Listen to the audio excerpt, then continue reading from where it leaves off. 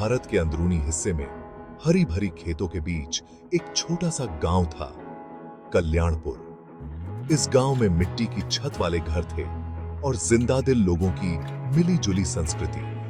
हर सुबह जैसे ही सूरज निकलता, गांव की रौनक शुरू हो जाती। किसान मेहनत से अपने खेतों में लग जाते। सोने जैसा चमकता गेहूं और हरे धान की फसल हवा के संग लहराती।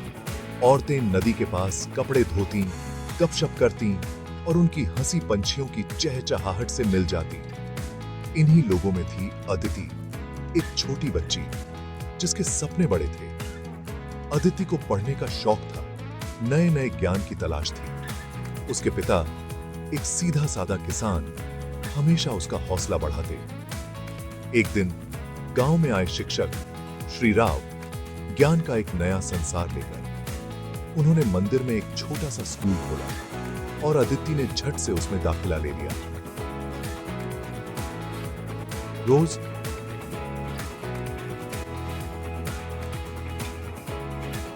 वो विज्ञान, साहित्य और इतिहास की कहानियों में खो जाती। जैसे जैसे अदिति की पढ़ने की भूख बढ़ती गई, वैसे ही उसके गांव को बेहतर बनाने की चाहत भी बढ़ने लगी। उसने औरतों के लिए शाम की क्लास शुरू की, उन्हें पढ़ना लिखना सिखाने लगी। गांव की औरतों ने खूब साथ दिया।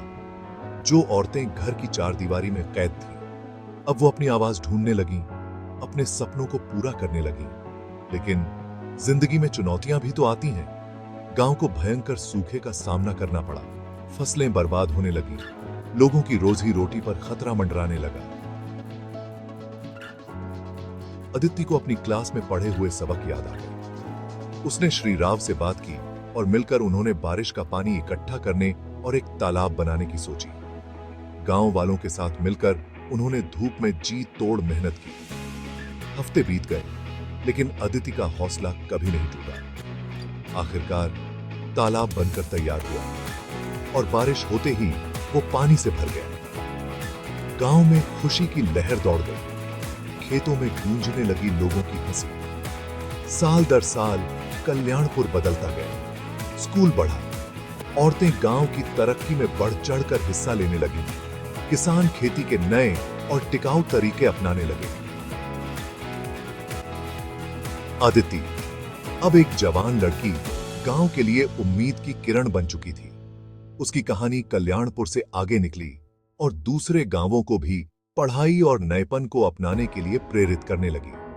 अदिति अक्सर अपने इस सफर के बारे में सोचती, अपनी जड़ों को याद करती, जो उसे मजबूती से जमीन से जोड़े रखती थीं जब वो आसमान को छूने की कोशिश कर रही थी। उसके दिल में वो जानती थी कि बदलाव की शुरुआत एक सपने से होती है, एक ऐसे सपने को जो प्यार, एकजुटता और गांव वालों के अटूट हौसले से सींचा जाता है।